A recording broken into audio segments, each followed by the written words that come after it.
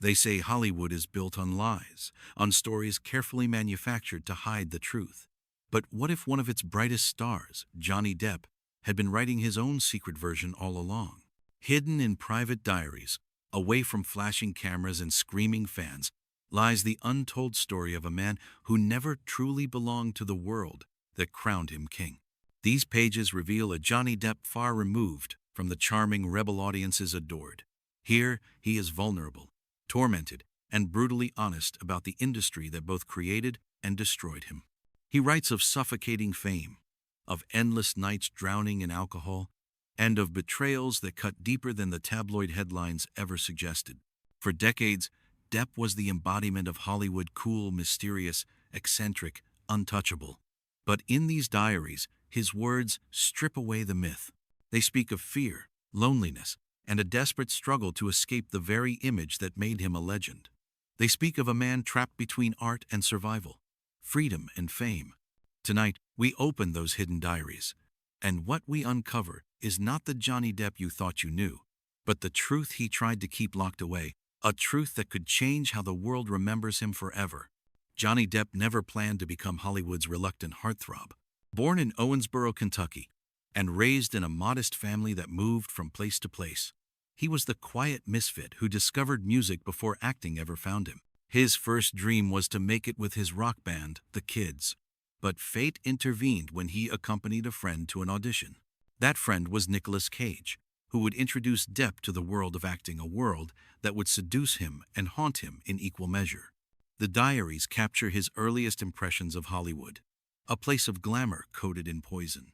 He wrote about the first time he stepped onto the set of A Nightmare on Elm Street, where he played a minor role but felt the suffocating machinery of the industry already closing in. He confessed how surreal it felt to be chosen not for talent, but for looks, a pattern that would follow him throughout his career. His breakthrough on 21 Jump Street turned him into a teen idol almost overnight. Depp hated every second of it. In his private notes, he described feeling like a product on a shelf, his face plastered across teenage magazines, while his soul felt invisible. "They want the cheekbones," he scribbled, "but they don't want me." Yet this unwanted fame opened doors. Directors began to notice his restlessness, his refusal to play by the rules.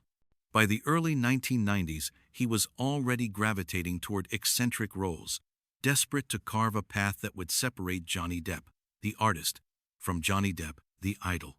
His diaries reveal the inner conflict of a man determined to escape the spotlight even as it burned brighter on him. By the early 1990s, Johnny Depp had everything most young actors would kill for: fame, money, adoring fans, and a reputation as Hollywood's new golden boy. But inside his journals, the story was very different. He wrote of suffocating under the very success others envied. To Depp, fame was not a crown, it was a cage. In one diary entry, he described walking down Sunset Boulevard and feeling less like a man, more like a target.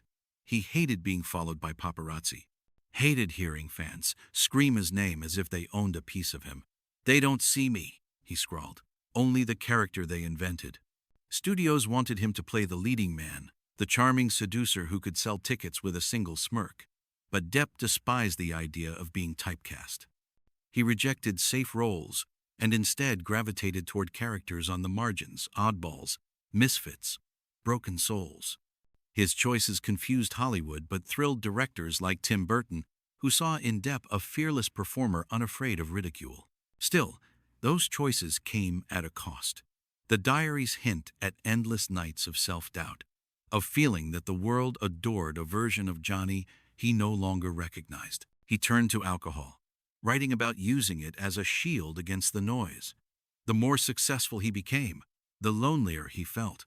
The contradictions defined him, beloved by millions, but convinced he was misunderstood by everyone. This burden of fame hardened into resentment. He confessed that each red carpet event, each interview, each glossy magazine cover felt like another layer of disguise. Beneath the makeup, the costumes, and the headlines was a man terrified he was losing himself entirely. "If I vanish," he wrote, "will anyone notice the difference?" If the cameras captured Johnny Depp as a mysterious rebel, His diaries revealed a man at war with the very system that made him famous. He never trusted Hollywood's machinery, and behind the scenes, his reputation grew as both brilliant and difficult. The studios wanted bankable stars. Depp wanted art, chaos, and honesty. Those two visions were destined to collide. In his notebooks, he vented about directors who tried to shape him into something he wasn't. On one film set, he described storming off after producers insisted he tone down his performance. They wanted clean lines, not jagged edges, he scribbled angrily. But life is jagged. This rebellion often baffled executives. Instead of starring in predictable blockbusters, Depp chose roles that seemed commercially suicidal: an artificial man with scissors for hands, a bizarre chocolatier, a stuttering drug addict. But he didn't care about box office numbers. He wrote, "Better to fail as myself than succeed as their invention." Still, these decisions came with enemies. The diaries mention heated clashes with executives who accused him of sabotaging films with his eccentric demands. On one page, he called Hollywood a factory of soulless masks, a place where every handshake felt like a contract with the devil. Yet, it was in these conflicts that Depp carved out his legend. His willingness to defy the studio system made him a cult hero to directors like Jim Jarmusch and Terry Gilliam. He became the actor who turned down conformity, even if it meant being labeled unstable. But the battles wore him down. The entries grew darker, tinged with exhaustion. Depp seemed to understand that fighting Hollywood was a war he could never truly win. "They'll smile as they destroy you," he wrote, "and you'll thank them for the privilege." When Johnny Depp first pitched the idea of playing Captain Jack Sparrow as a half-drunken rock star lost at sea, Disney executives nearly panicked. They feared audiences would find him bizarre, even offensive. But Depp insisted, and in 2003, Pirates of the Caribbean, The Curse of the Black Pearl, changed everything. The performance was magnetic, chaotic, unforgettable. Jack Sparrow became a global phenomenon, and Johnny Depp ascended to the height of superstardom. The world saw triumph. The diaries told another story. Depp admitted he loved the freedom Sparrow gave him, but he also feared the role was a trap. "They only want the pirate now," he wrote after the film's success. "What happens to the rest of me?" As the sequels rolled out, the franchise earned billions. But Depp felt increasingly suffocated. The entries describe grueling shoots, corporate pressure, and the nagging fear that his artistry had been swallowed whole by a drunken swagger and a gold tooth. "Jack pays the bills," one diary noted bitterly, "but he's stealing my soul." He also revealed how isolating success could be. Surrounded by studio executives and lawyers, Depp confessed to feeling more like an employee than an artist. He compared Sparrow to a curse disguised as treasure.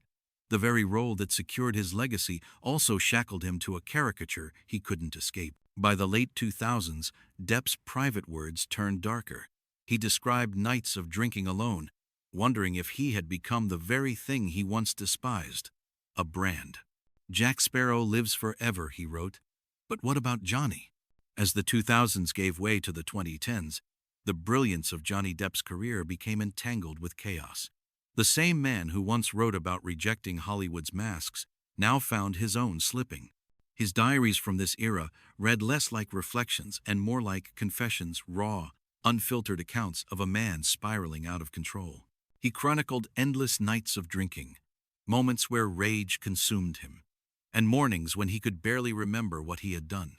"The bottle is my only honest companion," one entry reads, a chilling echo of the tabloids that soon began to feed on his decline.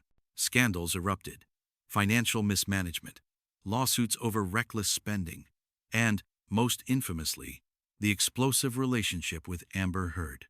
In the media, Depp became both villain and victim, his life dissected in headlines. But in the pages of his diaries, his words carried a different weight: haunted, ashamed, sometimes defiant. He wrote about feeling hunted, about enemies profiting from his collapse. "They want the freak show," he scrawled, "and I keep giving them tickets." Court battles exposed intimate details of his private life, from substance abuse to violent outbursts. His journals did not deny it. Instead, they revealed a man aware of his demons, yet powerless to silence them. "I destroy what I love," one note confessed, "because I can't destroy myself."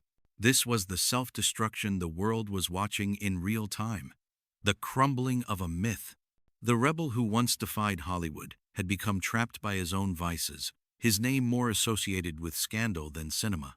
And yet, even in his darkest entries, a flicker of defiance remained, as if Depp was daring the world to see him not as a hero or a villain, but as a man stripped bare. The final pages of Johnny Depp's hidden diaries are not victories, nor are they pleas for forgiveness. They read like meditations from a man standing at the edge of his own myth, staring back at the fragments of a life torn between brilliance and ruin.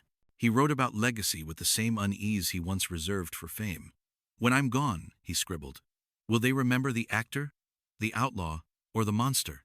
His words reveal a deep fear that history would reduce him to scandal, erasing the artistry that once set him apart. Yet, there are moments of clarity.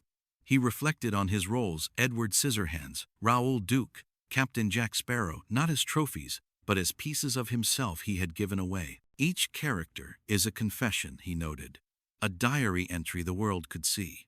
The irony, of course, is that his most private writings, the ones never meant for public eyes, may be his truest performance of all. Depp's hidden diaries do not absolve him. They do not paint him as innocent or guilty. Instead, they reveal a man who lived in extremes, who chased authenticity while drowning in self-destruction. They are warnings, whispers from behind the curtain of fame, telling us what Hollywood never wanted us to hear: that every star has a breaking point. And so, as the world debates Johnny Depp's legacy, perhaps the answer lies not in the films, nor the scandals, but in the words he left behind. Words that remind us that behind the mask of every legend is simply a human being, flawed, fragile, and desperate to be heard.